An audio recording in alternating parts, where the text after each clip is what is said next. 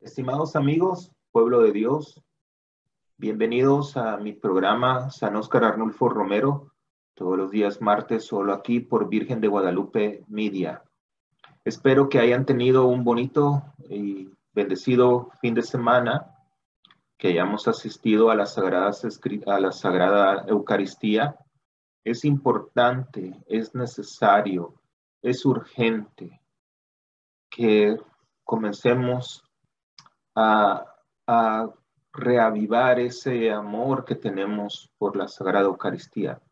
No es igual, no es igual verlo por televisión o verlo por una pantalla. No podemos palpar, no podemos saborear al Señor.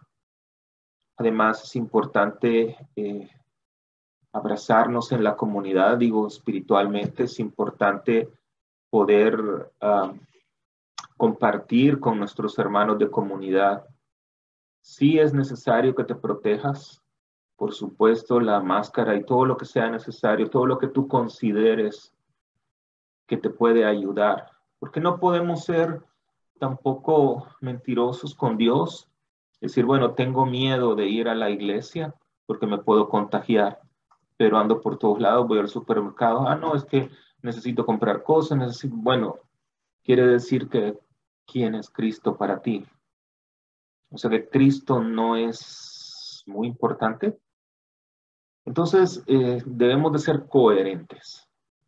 Yo les invito, les animo, les suplico, les ruego que no falten a la Sagrada Eucaristía de sus respectivas parroquias. Y obviamente, si quieren acompañarme, pues acá en nuestra parroquia, en la parroquia de Santa Clara, tenemos en la Sagrada Eucaristía los días sábado, la misa de vigilia en inglés a las 5 de la tarde. Bueno, primero está el sacramento de reconciliación desde las 3:30 hasta las 4:30. La misa a las 5. El día domingo, que son las que se transmiten por Facebook, a las 8:30 de la mañana en español y a las 10:30 en inglés. Los días miércoles tenemos adoración, ¿verdad? La misa es a las 8 de la mañana, luego expongo el Santísimo hasta las 5 de la tarde. Y durante el día, pues yo estoy en la oficina, puedes venir si quieres confesarte también, no necesitas hacer appointment como dicen, ¿verdad? Trato de no salir a menos que sea por una emergencia de ir al hospital o algo así. Pero bueno, yo te animo que vengas a mi parroquia, conversemos, conozcámonos y amemos más al Señor por medio de la Eucaristía.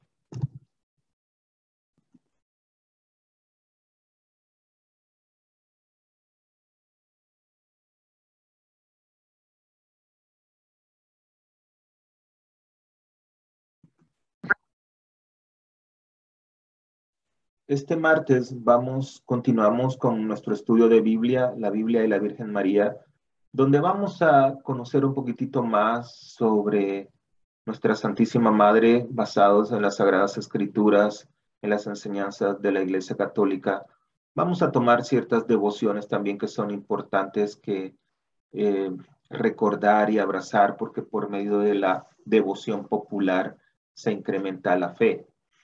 Al principio de cada programa, bueno, vamos a iniciar con la oración, como siempre, pero al principio voy a hacer como un pequeño resumen de la clase anterior por si en caso te la has perdido.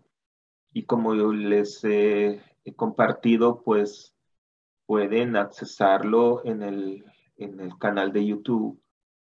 Si en caso te lo perdiste como premiere en Virgen de Guadalupe Media. Es importante que como católicos, como cristianos, como hijos de Dios, no solo nos centremos en la imagen de Jesús. Claro, Jesús es el camino, la verdad y la vida, pero qué importancia ha tenido todos los personajes, o qué importancia han tenido todos los personajes que nosotros encontramos en las Sagradas Escrituras, porque Dios así lo ha querido. No están de adorno, no están de complemento, son parte de un todo, ¿verdad? Que se culmina con la imagen de Dios encarnado en Jesucristo. Es importante entenderlo.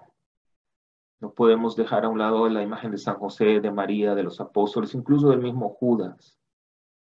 No es que Judas ya haya nacido con ese label que yo soy el traidor. No, él pudo haber dicho que no. ¿Verdad? Ese es lo grande del Señor con nosotros, que nos ha dado esa libertad. Así es que vamos a iniciar con la oración. En nombre del Padre, del Hijo y del Espíritu Santo. Amén. Préstame, Madre, tus pensamientos e ilumina mi mente con la luz de tu sabiduría.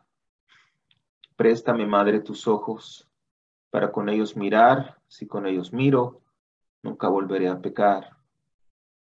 Préstame, Madre, tus labios para con ellos orar. Si con ellos oro, Jesús me podrá escuchar. Préstame, Madre, tu lengua para poder comulgar, pues es tu lengua materna de amor y santidad. Préstame, Madre, tu corazón para poder perdonar y cambiar mi corazón de roca por uno celestial. Préstame, Madre, tus manos para poder trabajar. Si con ellos trabajo, rendirá una y mil veces más. Préstame, Madre, tu manto para esconder mi maldad, pues cubierta con tu manto al cielo he de llegar. Préstame, Madre, a tu Hijo para poderle yo amar, y esa será mi dicha para toda la eternidad. Amén. En el nombre del Padre, del Hijo y del Espíritu Santo. Amén. En el primer programa de la Biblia y la Virgen María abordamos temas importantes como María en los misterios de Cristo, ¿verdad? Hablamos sobre la Mariología, hablamos cómo encontramos la imagen de María en el credo y que entendemos que también María es morada del Espíritu Santo, que fue concebido por obra y gracia del Espíritu Santo. ¿En dónde? ¿Por medio de quién? Por medio de la Santísima Virgen María. Hablamos también de las diferencias entre devoción, veneración y adoración. La palabra devoción decía que viene de el latín, que significa afecto, sacrificio y culto. Entonces nosotros como católicos y verdaderos cristianos no adoramos nada más que a un solo Dios, como dice el primer mandamiento: amarás a Dios sobre todas las cosas. Incluso el mismo Jesús lo dice. La veneración significa darle un respeto, externarle el afecto, ese amor, el mismo, bueno, tal vez no el mismo, pero entender que Dios, por medio del ángel, le dice: Dios te salve, María, llena eres de gracia. El Señor está contigo. Ese afecto que Dios le transmite a María por medio del ángel es lo que nosotros veneramos, es lo que nosotros reconocemos realmente. Decía Santo Tomás de Aquino que la devoción es la voluntad dispuesta a entregarse a todo lo que pertenece al servicio de Dios. Entonces, que no nos engañen con esas ignorancias, ¿verdad? A veces veo la gente pues que se toca las imágenes y todo. Pareciera que le damos un poquitito de un mal mensaje, pensando que por tocar las imágenes o algo así. Yo creo que eso es ya cada quien, y decirle: yo puedo tocar una foto y decirle mamá o Virgen María y todo eso, pero por tocar una imagen, es como que si nosotros estuviéramos adorando la imagen, y no, la verdad no hay necesidad, pero cada quien que viva su fe como mejor se sienta. También hablábamos del culto a las imágenes sagradas, lo que yo decía, ¿verdad? Que se encuentra en el libro del Deuteronomio. Dios manda a Moisés cuando le dice que construye el arca de la alianza, que ponga los angelitos, son imágenes, pero no se le da la adoración. En fin, todos estos temas abordamos la semana anterior También hablábamos sobre de alguna manera, ¿verdad? Decíamos que María es bendita entre las mujeres, porque así lo quiso el Señor, que se encuentra en el libro, en el Evangelio de San Lucas, capítulo 1, del 26 al 28. Le dice, alégrate llena de gracia. También María es bienaventurada de generación en generación, porque ella lo dice, y me llamarán bienaventurada todas las generaciones. Saben, yo comencé la clase basado en la Sagrada Escritura de San Pablo, que dice que toda escritura está inspirada por Dios y se ha hecho para corregir, se ha hecho para animar, se ha hecho para discernir. Entonces, todo lo que encontramos en las Sagradas Escrituras no se encuentra por casualidad. Entonces, cuando María dice que desde ahora en adelante me llamarán bienaventuradas todas las generaciones, es una inspiración de Dios. También María es mediadora ante su Hijo Jesucristo, su hermano Jesús, ¿verdad? Y lo encontramos en las bodas de Caná. María nos conduce a Dios también.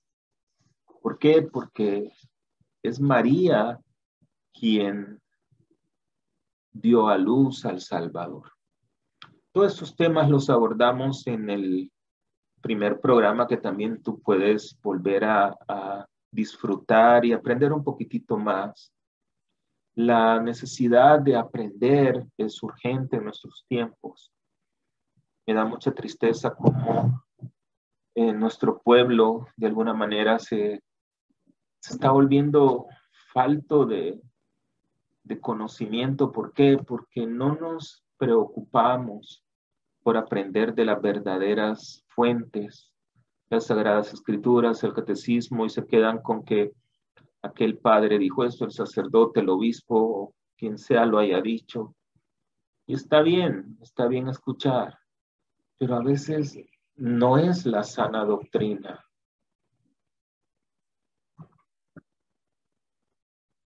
Y llegamos también a lo que establecimos de diferencia entre lo que es una alianza y un contrato. ¿Por qué? Porque parte de la historia de la salvación encontramos cómo Dios Padre Todopoderoso hizo una alianza con su pueblo, no un contrato. Decíamos que el contrato es cuando se hace un acuerdo entre dos personas, y los contratos se refieren a cosas materiales. Bueno, por ejemplo, en una unión civil, ¿verdad? Ahí no se dice, te prometo serte fiel en lo bueno y en lo malo y todas estas cosas, no. Simple y sencillamente se llega a un acuerdo en que van a vivir juntos, van a compartir su vida juntos, sus cosas materiales, etcétera. Yo no soy abogado, no conozco nada de eso. Pero en la alianza se hacen promesas ante Dios, y la alianza termina en seres humanos, ¿verdad? La consecuencia de una alianza son los seres humanos. Entonces, eso lo vimos la clase anterior, y este día, déjenme compartirles la imagen de las alianzas que el Señor hizo con su pueblo desde el Antiguo Testamento. Ahí tenemos las alianzas de Dios. Por ejemplo, Dios hizo una alianza con Adán para ser, que era el esposo, ¿verdad? Entonces, esa alianza terminó en lo que se conoce como el matrimonio sacramental, definitivamente. Ahora, con Noé, pues Dios lo manda a hacer el arca, ¿verdad?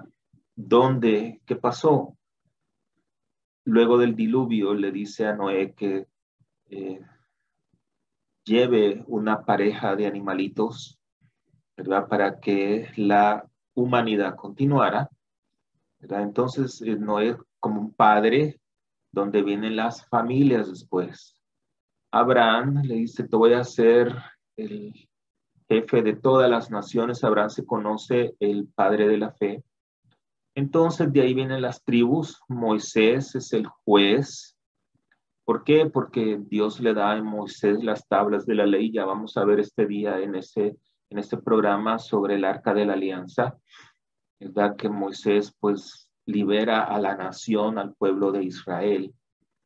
David, obviamente, es el rey, de donde viene el reino, donde viene todo lo que la genealogía de Jesús, ¿verdad? Y finalmente Jesús, que lo establece como sumo sacerdote, y es donde viene Jesús, establece la Iglesia Católica. Entonces aquí tenemos las alianzas de Dios. Repito, Adán como esposo, y la consecuencia de esa alianza es el matrimonio. Noé como padre y la consecuencia de la familia, o el resultado, digamos. Abraham es el jefe de todas las naciones y la tribu, las 12 tribus de Israel, se recuerdan. Moisés como juez, porque le da las tablas de la ley y libera a la nación oprimida por el faraón. David, ¿verdad? Como rey, el rey David, donde se establece el reino del Señor, de donde viene toda la genealogía que vamos a ver en un momento, y Jesús como sumo sacerdote real, y establecemos la Iglesia Católica. Este día vamos a continuar con un material muy especial, ¿verdad?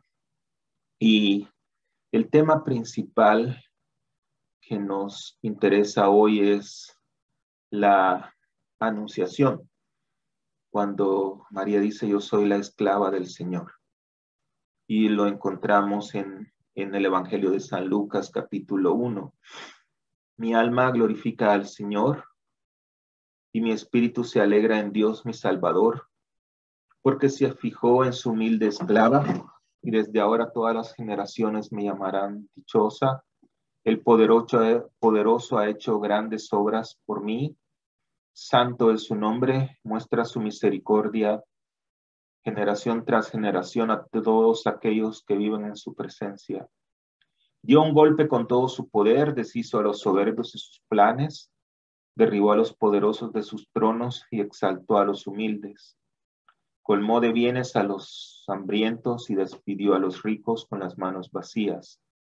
Socorrió a Israel su siervo, se acordó de su misericordia, como lo había prometido a nuestros padres, a Abraham y a su descendencia para siempre. Entonces, en estas palabras, en la palabra de María en la Anunciación, pone de manifiesto una actitud característica de la religiosidad hebrea. Moisés, al comienzo de la antigua alianza, como respuesta a la llamada del Señor, se habría declarado su siervo. Y lo vemos en el libro del Éxodo, capítulo 4, 10. Al llegar la nueva alianza, también María responde a Dios con un acto de libre sumisión y de consciente abandono a su voluntad, manifestando plena disponibilidad a ser la esclava del Señor.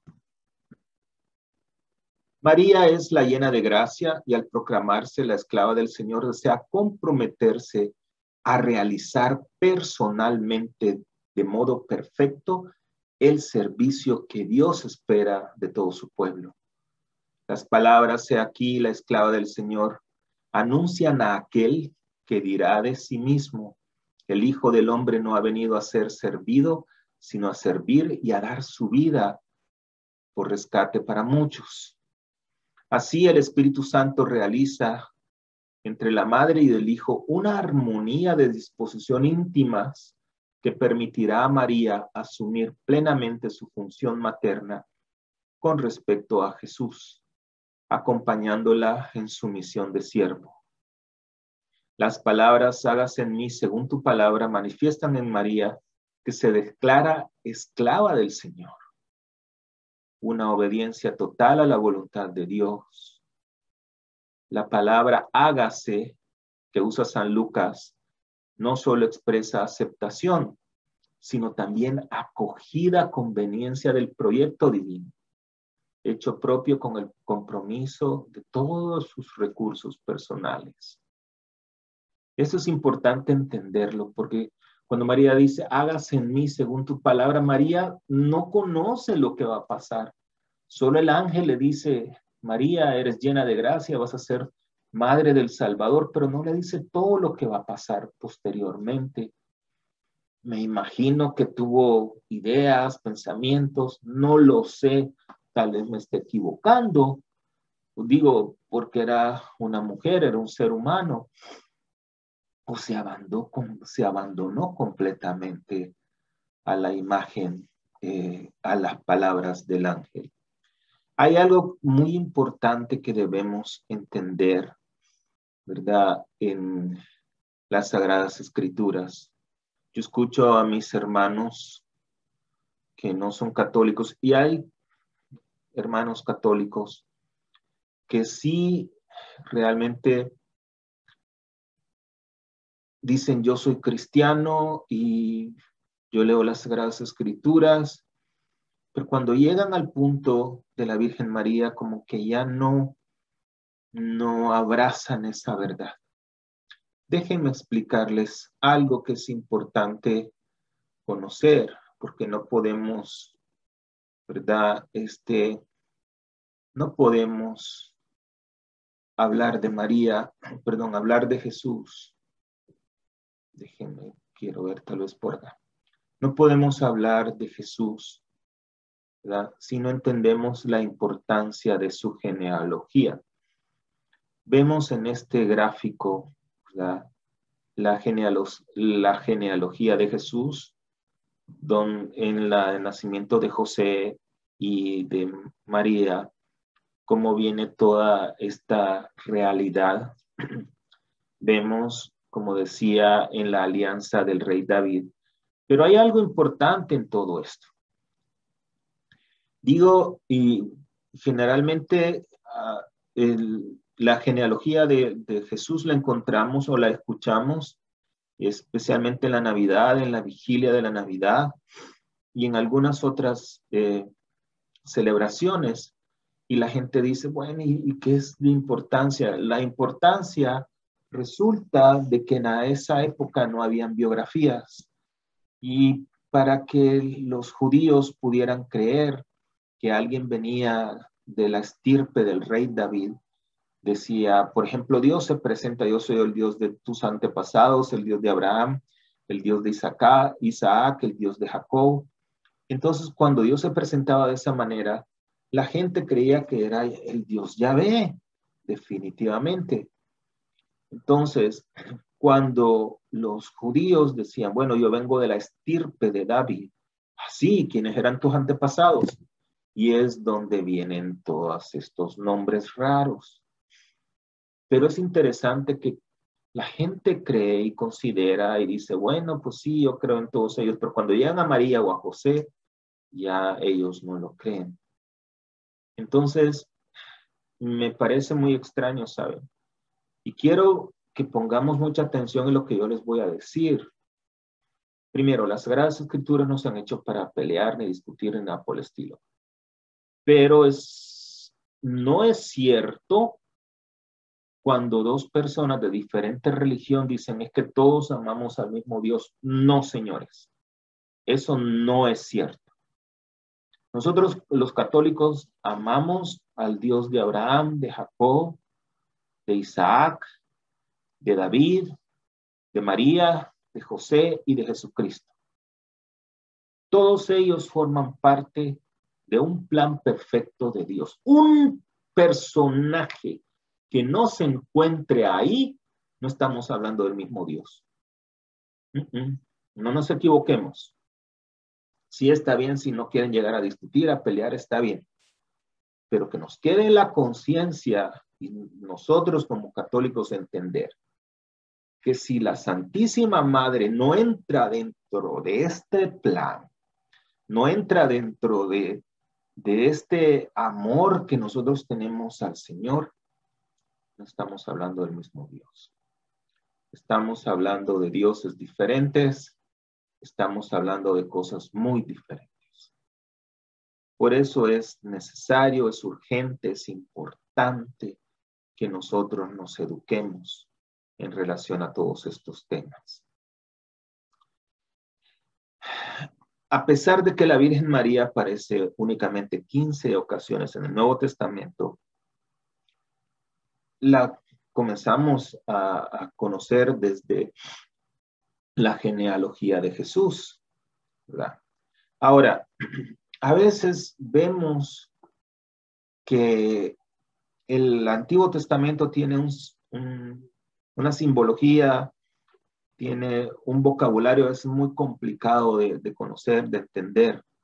Sí lo es, pero todo está relacionado, tanto el Antiguo Testamento como el Nuevo Testamento. La Iglesia Católica lo llama tipología. Repito, la Iglesia Católica lo llama tipología. Y esto únicamente lo van a escuchar en la Iglesia Católica y en el Catecismo. Dice el Catecismo: la tipología bíblica es una prefigura que anuncia en el Antiguo Testamento lo que será una gran realidad en el Nuevo Testamento, incluso en estos los tiempos de la Iglesia. Las obras de Dios de la antigua alianza hay prefiguraciones de lo que Dios realizó en la persona de su Hijo Jesús, en él la nueva alianza. En otras palabras, hay muchos personajes, situaciones e historias descritas en el Antiguo Testamento que son muy similares a otras que suceden en el Nuevo Testamento. Entonces alguien va a decir, es que es casualidad. No, no es casualidad. Catecismo de la Iglesia Católica número 130. Y voy a citar exactamente lo que dice el Catecismo. La tipología significa un dinamismo que se orienta al cumplimiento del plan divino cuando Dios sea todo en todo. Así la vocación de los patriarcas y el éxodo de Egipto, por ejemplo, no pierden su valor propio en el plan de Dios por el hecho de que son al mismo tiempo etapas intermedias. Ahora voy a darles algunos ejemplos de tipología, de la tipología bíblica. Es un dinamismo entre el Antiguo Testamento y el Nuevo Testamento. Vamos a ver por acá. Vamos a ver la tipología entre José, ¿se acuerdan? El José que lo vendieron sus hermanos y Jesús. Veamos. José. Ambos eran José y Jesús, obviamente. Ambos eran hijos primogénitos. José era el primogénito de Raquel y Jesús el primogénito de María. Ambos eran amados de su padre. En Génesis 37:3 dice, Israel amaba a José más que a sus otros hijos. Lucas 3:22, tú eres mi hijo el amado, estoy muy complacido contigo. Ambos eran soñadores, tanto que le llamaban el soñador a José. Y Jesús creo que tiene muchos sueños y los deposita en nosotros. Los sueños de Jesús los transmite para nosotros. Fueron a Egipto. A José, ¿se acuerdan? Lo venden en Egipto como esclavo. Esto lo encontramos en el Génesis capítulo 37, versículo 28. Jesús, cuando era un niño, fue llevado a Egipto para evitar que Herodes lo matara. Así que se levantó, ¿verdad? José, cuando era todavía de noche, tomó al niño y a su madre y partió hacia Egipto, dicen las Escrituras. Mateo 2, capítulo 2, versículo 14. José tenía dos nombres. José tuvo, dos nombres, José y Jesús. José tuvo dos nombres, uno hebreo y uno egipcio. En Génesis le cambió el nombre a José y lo llamó Safenat Panea. Y cuando vemos a Jesús, tuvo sus dos nombres. Uno representa su divinidad y el otro su humanidad. Mateo dice, lo llamarán Emmanuel, que es Dios con nosotros. Y en Lucas 2:21 lo llamaron Jesús, el Cristo. Este es parte de la misma tipología. Sigamos con Testificaron contra el pecado y por eso los odiaron. José testificó contra el pecado de sus hermanos y estos le odiaban. Y Jesús testificó contra los hombres y lo odiaron por ello. Dice Juan 7:7, los que son del mundo no pueden odiarlos a ustedes, pero a mí me odian, porque yo hago ver claramente que lo que hacen es malo. Ambos fueron traicionados. José fue traicionado por sus hermanos y Jesús también lo traicionó uno de sus amigos, que era Judas. Ambos fueron vendidos. José fue vendido por Judá por 20 piezas de plata y Jesús fue vendido por Judas por 30 piezas de plata. Ambos fueron tentados y pasaron con éxito la prueba. Se recuerdan que José fue tentado cuando era sirviente del rey por la mujer y lo acusan de que él quería tener relaciones, etc. También conocemos las tentaciones de Jesús en el desierto. Ambos fueron puestos en lugar de muerte junto con otros 2 criminales. Conocemos la historia, ¿verdad?, de José, por eso es muy importante que nosotros las veamos lo que dice el Génesis capítulo 40 del versículo 1 al 3. Vamos a ver Génesis 40, 1 al 3, para que podamos pues conocer un poquito más. Si no han leído la historia de José, que es una de las historias más bonitas. Pasado cierto tiempo, el copero y el panadero del rey de Egipto ofendieron a su señor. El faraón se enojó contra sus 2 oficiales, el jefe de los coperos y el jefe de los panaderos, y los encarceló en casa del capitán de la guardia, en la cárcel donde José se hallaba encerrado. Ahí vemos, ¿verdad?, cómo también José ya había sido puesto preso por el rey de Egipto, porque supuestamente él había querido tener relaciones con la mujer. Uno de los criminales murió y otro vivió, también lo vemos en esto del libro del Génesis. Sigamos pues con la historia de José, como lo vuelvo a repetir si no la conocen. 21 y 22 dice: y en efecto, al cabo de 3 días, el faraón celebraba su cumpleaños y dio un banquete a todos sus consejeros. Cuando estaban reunidos, hizo que sacaran de la cárcel al jefe de los coperos y al jefe de los panaderos. Al jefe de los coperos lo restituyó en su cargo para colocar la copa en manos del faraón, mientras que al jefe de los panaderos lo hizo ahorcar, como había dicho José. La verdad, eso es lo que nosotros conocemos, ¿verdad?, como tipología. Vemos muchas comparaciones entre la tipología de José y la tipología de Jesús. También hay otra tipología con María, que es María se conoce como la prefiguración. Esta tipología, se conoce como la prefiguración de María en el Antiguo Testamento. Veamos. Judith, capítulo 13, versículo 18. Osías dijo: Dios Altísimo te bendiga más que a todas las mujeres de la tierra. Bendito sea el Señor Dios creador del cielo y la tierra, que te condujo para que cortaras la cabeza del jefe de nuestros enemigos. Jamás los hombres olvidarán la confianza que has demostrado. Eso lo encontramos en el libro de Judith. En el Evangelio de San Lucas vemos capítulo 1, 42-45, ya conocen la historia. Isabel se llenó del Espíritu Santo y exclamó: bendita entre todas las mujeres y bendito es el fruto de tu vientre. ¿Cómo he merecido yo que venga a mí la madre de mi Señor? Dichosa por haber creído que de cualquier manera se cumplirían las promesas del Señor. Como vemos aquí en estos 2 tipologías, o en esta comparación, digamos, si lo queremos ver así, vemos como ya de alguna manera las imágenes, las palabras, estaban preparando la venida del Salvador. En el caso de que María iba a ser esa arca de la alianza. Vamos a hablar también de el arca de la alianza. Génesis 41, 55. En todo Egipto empezó a sentirse hambre. El pueblo le pedía a gritos al faraón pan. Este les decía a todos, vayan con José y hagan lo que él les diga.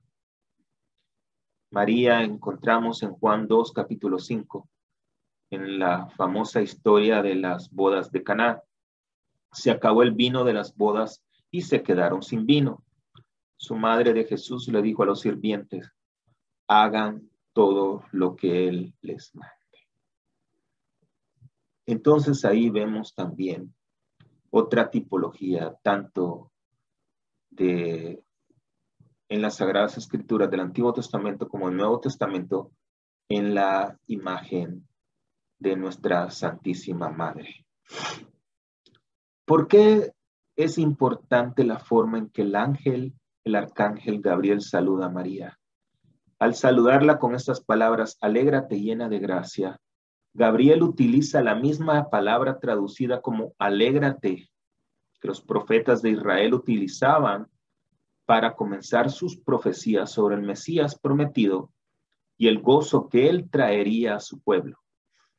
O sea que no era un simple saludo, era un saludo divino, porque esa era la tradición, ese era como Dios, por medio de los profetas, se manifestaba a su pueblo. Y lo encontramos en el libro uno de los ejemplos, lo encontramos en el libro del profeta Joel, capítulo 2 del 23 al 24, y dice, y ustedes, hijos de Sión, alégrense en Yahvé su Dios, porque Él les da la lluvia de otoño para la fertilidad y hacer caer agua en otoño y primavera como antes. Las eras se llenarán de trigo puro, los lagares desbordarán de vino y aceite virgen. Pero el punto acá es, alégrense. Zacarías 9:9, salta llena de gozo, oh hija de Sión, lanza gritos de alegría, hija de Jerusalén, pues tu rey viene hacia ti, él es santo y victorioso, humilde, y va montado sobre un burro, sobre el hijo pequeño de una burra. Qué bonito, ¿verdad? Entonces, esas mismas palabras que Dios utilizaba por medio de sus mensajeros, de sus ángeles, o de sus profetas, perdón, para transmitir, para saludar a la gente del Antiguo Testamento, también las utiliza al arcángel Gabriel para que se las diga a la Santísima Virgen María. ¿De qué manera representa San Lucas a María como hija de Sión? Las palabras que el arcángel Gabriel le dice a María en la Asunción son un reflejo de las palabras dichas a la hija de Sión en Sofonías. Y aquí vamos. Sofonías capítulo 3, versículo 14 al 18. Grita de gozo, oh hija de Sión, y que se oigan tus aclamaciones, oh gente de Israel. Regocíjate y que tu corazón esté de fiesta, hija de Jerusalén. Pues Yahvé ha cambiado su suerte, ha alejado de ti a tus enemigos. No tendrás que temer desgracia alguna, pues en medio de ti está Yahvé, rey de Israel. Ese día le dirán a Jerusalén, no tengas ningún miedo, ni te tiemblen las manos. Yahvé tu Dios está en medio de ti, el héroe que te salva. Él saltará de gozo al verte a ti y te renovará su amor. Por ti danzarán y lanzarán gritos de alegría como lo haces tú en el día de la fiesta. Apartaré de ti ese mal con el que te amenacé y ya no serás humillada. Sofonías, capítulo 3, del versículo 14 al 18. Entonces, vemos cómo todas esas similitudes, si nosotros queremos llamarla desde este punto de vista, las encontramos en María. Por eso es que la iglesia lo llama la tipología. Recuerden, tipología.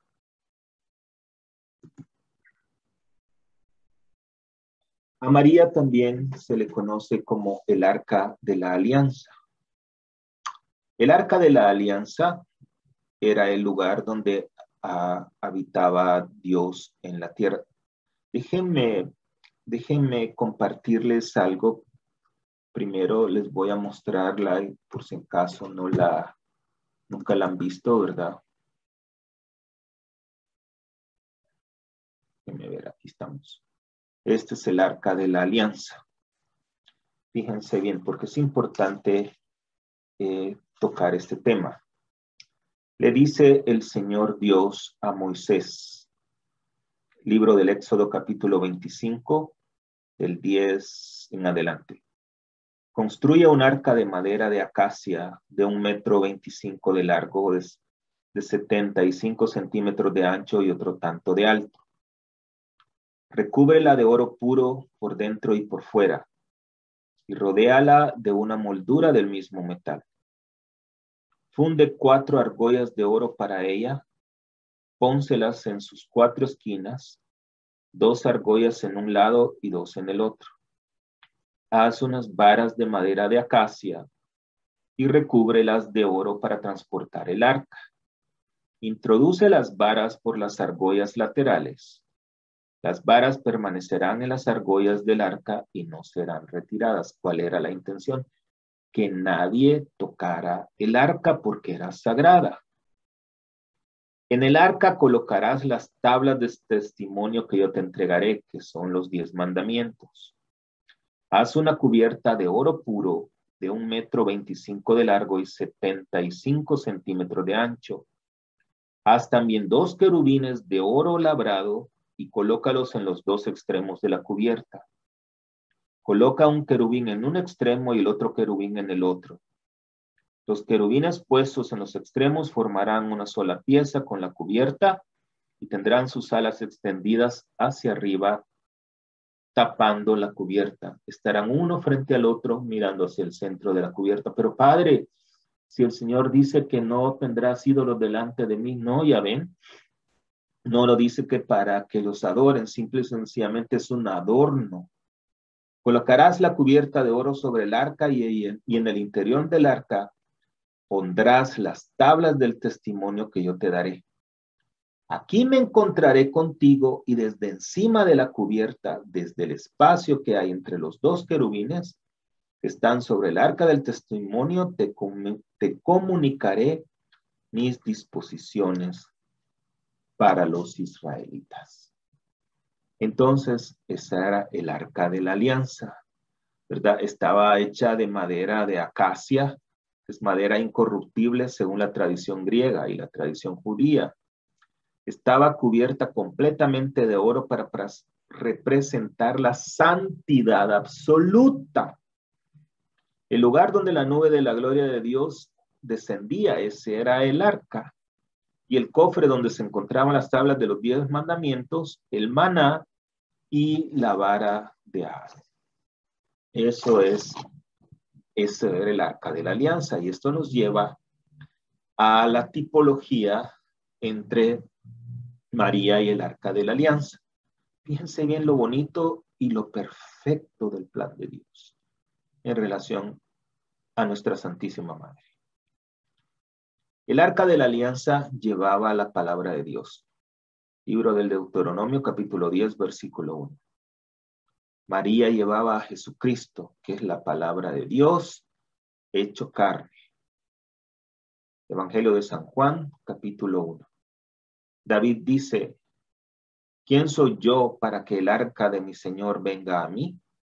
Segunda de Samuel, capítulo 6, versículo 9.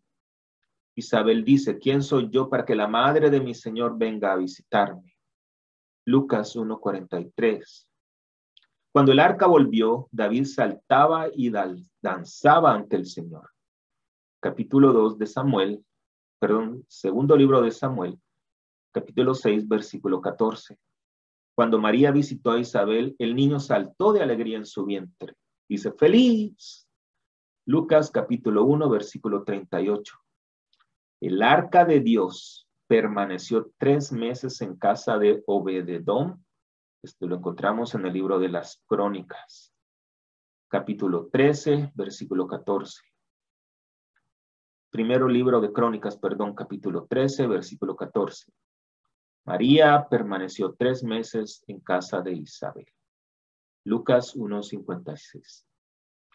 Ahora, vemos también en el libro del Apocalipsis, capítulo 11, versículo 19 en adelante. En ese momento se abrió el templo de Dios que está en el cielo y quedó a la vista el arca de la alianza y permaneció en el cielo un gran signo, una mujer revestida de sol con la luna bajo sus pies y una corona de 2 estrellas en su cabeza. Quiero decirles algo. En la escritura del Antiguo Testamento nada más he puesto unos fragmentos.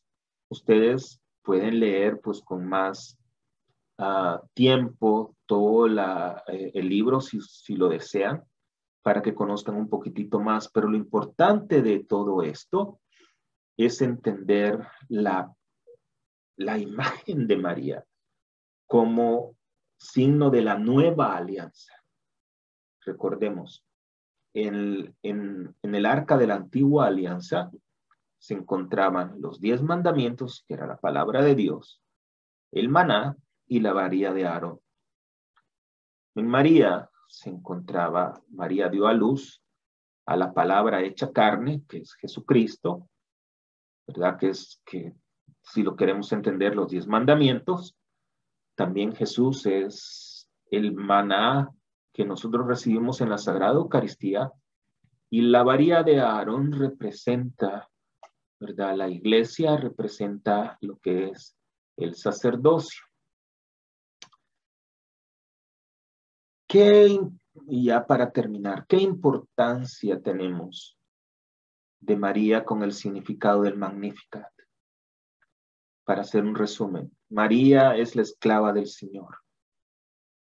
He aquí la esclava del Señor. María no es una diosa, sino hija de Adán. Ella se consagró totalmente como esclava del Señor, sirviendo a la persona y a la obra de su Hijo. Cuando Dios le presenta su plan por medio del ángel, María dice: soy la esclava del Señor.